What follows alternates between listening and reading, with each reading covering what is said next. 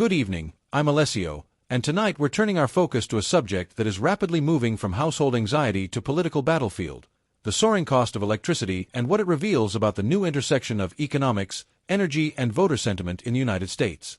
Nowhere is this more visible than in New Jersey and Virginia, where the conversation over affordability has become the defining issue of their upcoming gubernatorial races. What started as a debate about policy has turned into a referendum on how to balance green energy goals, economic growth, and the everyday reality of power bills that just keep climbing. In New Jersey, residents are staring down some of the highest utility costs they've ever seen. Reports indicate that electricity prices have surged by double digits this year, in some areas exceeding 20% compared to the previous winter. For middle-class families and small businesses already managing higher food, rent, and insurance costs, these bills are now pushing budgets past the breaking point. One Newark resident told local media his power bill had reached nearly $400 a month, 4 times what he paid 2 decades ago, a vivid reminder of how inflation and infrastructure strain collide in real life. Utilities have pointed to higher fuel costs, grid upgrades, and the expenses of integrating renewable sources into older transmission networks as the main drivers behind the rise. But for consumers, the reasons matter less than the results, and the frustration is spilling over into politics. That frustration has become campaign fuel. In New Jersey, Democratic candidate Mikey Sherrill has made affordability her rallying cry, proposing a temporary rate freeze for 1 year while state regulators conduct a top-to-bottom review of pricing mechanisms. She argues that energy giants have seen profits surge while households absorb the volatility. But critics say a freeze would distort the market, hinder investment, and ultimately lead to higher long-term costs once the freeze expires. Her Republican rival Jack Ciattarelli is seizing the moment too, promising to expand energy supply through an all-of-the-above approach, but one that still resists offshore wind projects. That contradiction reflects a broader challenge in conservative energy politics: the tension between supporting low prices and rejecting the very renewables that could diversify the grid. Across the Potomac in Virginia, the energy debate looks similar but with a high-tech twist.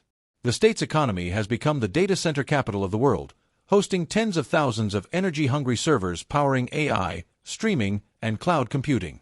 Those facilities are now consuming nearly a fifth of the region's electricity supply, putting pressure on the grid and indirectly on consumers. Experts warn that if demand continues rising at this pace, utilities will need billions in new investment for capacity and transmission lines, costs that inevitably find their way into monthly bills. Some local leaders are now calling for data center operators to bear a larger share of grid costs, a move that could reshape how tech infrastructure growth is financed across the country. From an economic and financial perspective, this is a perfect storm. Utilities, long viewed as stable dividend-paying entities, are suddenly exposed to policy risk and consumer anger in ways they haven't been for decades. Energy affordability has moved from a niche policy issue to a central economic indicator, one that affects voter confidence, household spending, and even regional credit ratings. Investors tracking the utility sector should note 3 key dynamics. First, the political risk premium is back. Governors and legislators are willing to intervene in pricing, something not seen since the energy crises of the early 2000s. Second, infrastructure costs are compounding. The push toward clean energy, wind farms, solar grids, battery storage, demands massive upfront capital, and utilities are attempting to recover those costs from ratepayers. Third, the digital economy's energy appetite is accelerating faster than regulators anticipated, meaning load forecasts and pricing models may soon be outdated. For everyday consumers, this dynamic feeds a new kind of insecurity, not about whether the lights will stay on, but whether keeping them on will remain affordable. And for politicians, it's a test of credibility. Both parties promise affordability, but neither has yet presented a long-term model that squares decarbonization with cost control. It's an unsolved equation. How do you modernize grids, build clean capacity, attract investment, and still deliver predictable, affordable pricing for millions of homes? Looking ahead, there are several indicators worth watching. The first is how state regulators respond to mounting political pressure, whether they freeze or cap rates, or instead accelerate subsidies for low-income households.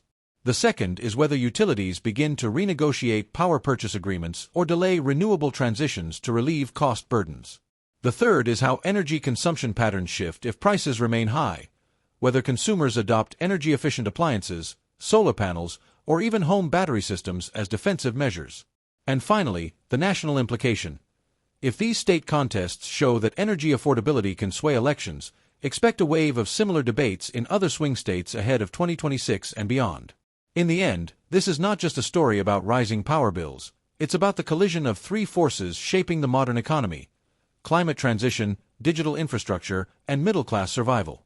The electricity crisis in New Jersey and Virginia may seem local, but it mirrors a global dilemma: how to fuel progress without burning wallets. The lights of the future may be powered by clean energy, but tonight, they're illuminating a much harder truth: the cost of transition is here, and someone has to pay for it. I'm Alessio, and that's your nightly business and finance breakdown. Stay aware, stay analytical, and remember that every kilowatt carries both an economic and political price tag.